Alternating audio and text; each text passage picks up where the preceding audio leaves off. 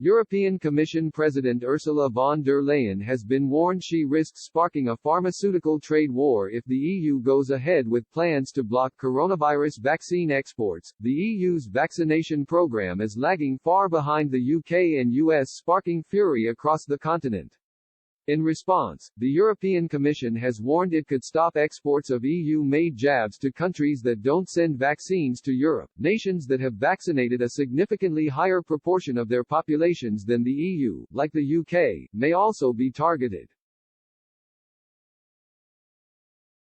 However, Karl-Heinz Pack, an economics professor and politician for the Liberal Free Democratic Party, said this could spark retaliatory measures damaging vaccine production in the EU. Writing for German news site Online Focus, he said, "The EU Commission has failed completely. That is why they have had to watch 33 million vaccine doses exported from the EU, 9 million of them to the UK alone. Correcting it unilaterally and forcibly by confiscating the goods is a high risk. The measure could start a kind of pharmaceutical trade war, in which nobody knows in advance the endangered value chains.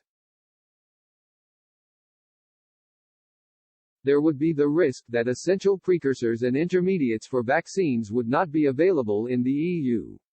In January, the European Commission said member states could block vaccine exports if they wanted to do so. It came after AstraZeneca said it wouldn't be able to supply as many doses of the Oxford University vaccine as hoped due to supply problems in a European factory.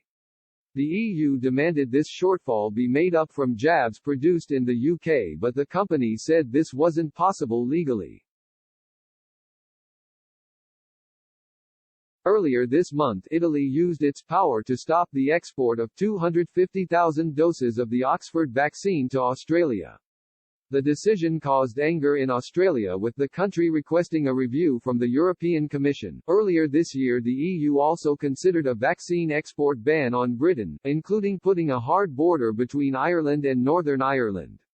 However, it quickly backed down following widespread fury in Dublin, London and Belfast. Professor Pack warned the EU will lose long-term investment if it decides to block vaccine exports. He wrote, "There would be indirect damage to the EU as a target of direct investment."